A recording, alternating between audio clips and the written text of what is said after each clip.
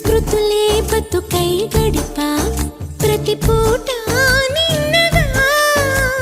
సుడిలో పడవై తిరిగా నిన్ను చేరే ముందుగా వెతికే గుండెలో గిలిలో వెలిగా చైత్ర పాఠ్యమిలా మెరిసే కంటి పాపలలో వెలిసా నిత్య పౌర్ణమిలా ఎందుకిలా అల్లినదో వన్నెల వెన్నెల కాంతివల ఎవరో